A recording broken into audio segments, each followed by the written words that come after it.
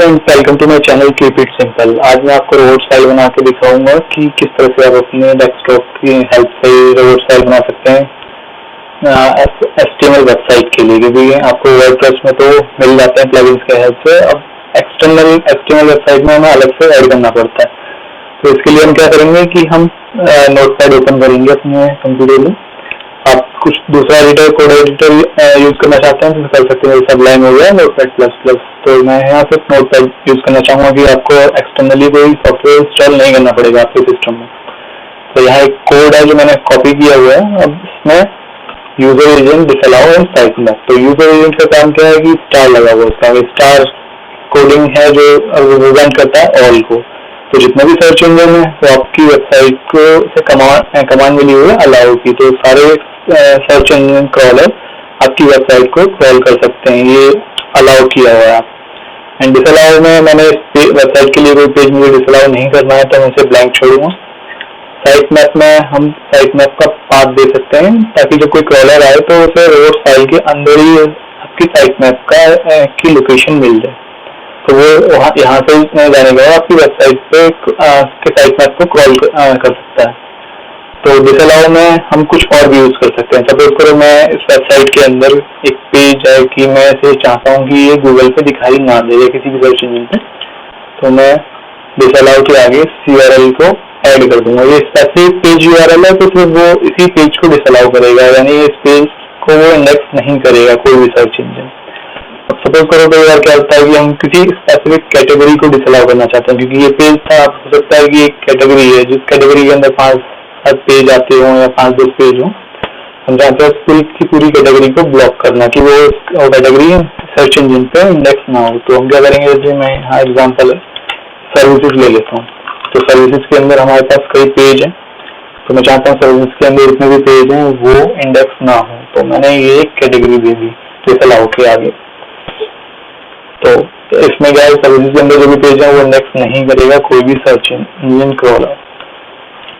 अब एक चीज और है कि जब मेरी वेबसाइट मैं बना रहा हूँ कंप्लीट नहीं है SEO के अकॉर्डिंग, तो मैं चाहता हूँ कि वो कोई भी पेज इंडेक्स ना हो गूगल पे, क्योंकि सर्वर पे तो मैंने अपलोड कर दिया है लेकिन मेरा SEO अभी ऑन पेज SEO कंप्लीट नहीं है। तो मैं चाहता हूँ कि गूगल इसे इंडेक्स भी ना करे, तो मैं इससे डिसअलाउ आगे स्लैश लगाऊंगा। तो इससे क्या होगा कि पूरी वेबसाइट ही सर्च इंजन इंडेक्स नहीं करेगा। तो एक ये फंक्शन हो गया। एक और हो गया कि आप चाहते हैं कि वेबसाइट तो पूरी डिसअलाउ रहे, कोई भी पेज इंडेक्स ना हो, लेकिन मैं चाहता हूँ कि एक कोई स्पेसिफिक URL वो इंडेक्स हो। तो आप ये कर सकते हैं कि डिसअलाउ के आगे स्लैश लगा के आपने पूरी वेबसाइट ब्लॉक कर दी इंडेक्सिंग होने से, लेकिन अलाउ में आपने एक URL दे दिया जो आप शो करना चाहते हो सर्च इंजन पे। तो ये हो गया स्पेसिफिक पेज। यही नहीं, अगर मैं बात करूँ किसी कैटेगरी की, तो आप वो कैटेगरी दे सकते हो जिसको आप अलाउ करना चाहते हो कि वो इंडेक्स हो, बाकी ये वेबसाइट के कोई भी पेज इंडेक्स ना हो। तो ये हमने यहाँ एक कैटेगरी दे दी। तो अब इस केस में मुझे इस वेबसाइट में ऐसा कोई फंक्शन नहीं चाहिए अलाउ डिसअलाउ, तो मैं इसे डिलीट कर दूँगा, स्लैश भी हटा दूँगा। ये हो गया बाय डिफॉल्ट एक कोड जो हम अपनी रोबोट फाइल के लिए बनाते हैं। अब अलाउ मैं इसलिए नहीं लिख रहा हूँ क्योंकि अलाउ बाय डिफॉल्ट होता है, तो हम अगर अलाउ मेंशन करें ना करें तो भी कोई जरूरी नहीं है। अब एग्जांपल के लिए हम ऐसा भी कर सकते हैं कि हम डिसअलाउ के आगे ब्लैंक छोड़ सकते हैं। ये हो गया। एक अलाउ के आगे हम स्लैश लगा सकते हैं। तो ये एक कमांड गई है क्रॉलर्स को कि वो इस वेबसाइट को क्रॉल करें और अपने सर्च इंजन पे इसे इंडेक्स करें। तो फिलहाल आप ऐसे भी दे सकते हैं, या जो मैंने ये कोड लिखा हुआ है इस तरह से भी डिसअलाउ कर सकते हैं।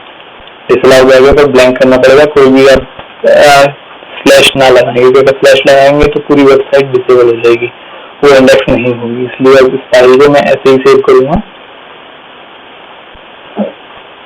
डेस्कटॉप पे फाइल सेव करेंगे, लेकिन फाइल का नाम सेव करते टाइम ध्यान रखना है फाइल का नाम होना चाहिए robots.txt। स्पेलिंग ध्यान रखना, रोबोट नहीं है, रोबोट्स ROBOTS.txt। अब इसे हम सेव करेंगे।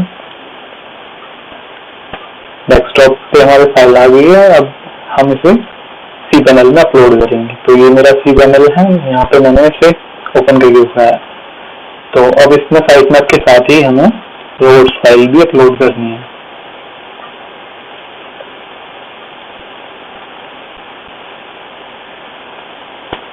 अब इसे हम रिलोड करेंगे तो हमें रोबोट्स फाइल दिख रही है। अब हम इसे क्रॉस चेक भी कर सकते हैं अपनी वेबसाइट के यूआरएल में जाकर।